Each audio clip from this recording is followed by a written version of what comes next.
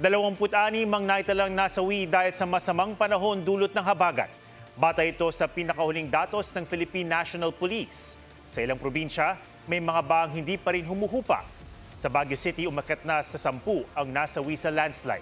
May report si Marisol Abduraman.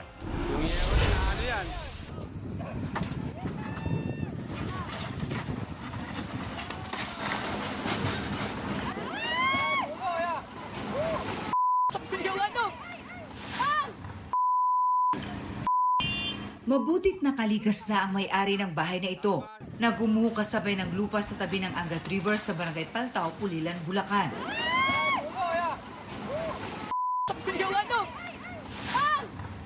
Lumambot ang lupa sa ginagawang riprap dahil sa walang tigil na ulan. Bakas din ang hagupit ng habagat sa ilang bahagi ng Bulacan.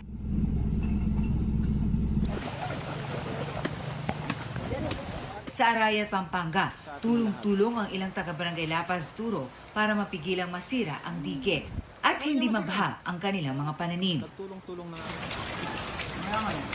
Sa Pangasinan, inilikas ang ilang residente sa Kalasyaw kung saan aabot sa 21 barangay ang binaha.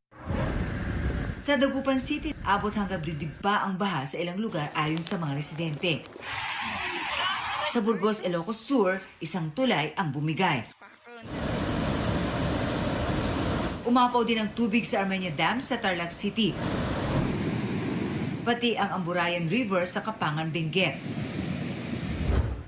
Nauka naman ang lupa sa likod ng gusali ng Alno Kaduri Elementary School sa La Trinidad, Benguet.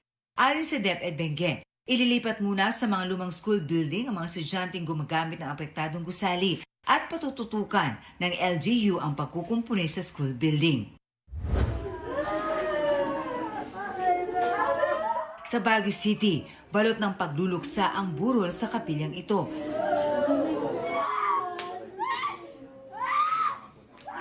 Sampo ang nasawi sa landslide sa Barangay Kisad, Surong, 5 ay mga bata. Binawi ng kalikasan ang 3 henerasyon ng iisang angkan. Pinakahuling nakuha sa guho ang 64 anyos na lolo at kanyang 8 taong gulang na apo. Ang sabi namin, okay lang yun anak. Kapag may kulang labog konti, siguro makakatakbo tayo. 3 residente naman ang buhay na nasagip. Bale, 2 na discharge po sa hospital after treatment. Yung isa na lang po ang under medical observation po. Hiwalay na nasagip sa guho ang isang natabo ng aso. Nag-heat po tayo ng mga irrigating solution to warm po yung dog. Nag-feed lang po tayo ng unti-unti po para hindi mabigla si dog. Ang ibang residente namang nakaligtas sa landslide, iniinda ngayon ang sakit. Mga inuubo po, mga sinisipon, tsaka masakit ang ulo, nilalagnat. So nagbigay po tayo ng gamot. Patuloy namang umaapila ang mga otoridad sa mga nakatira sa mga landslide-prone area na lumikas na. We're going to declare yung site mismo, yung ground zero as a no-build zone. Kasi nakita namin may mga stress na yung soil.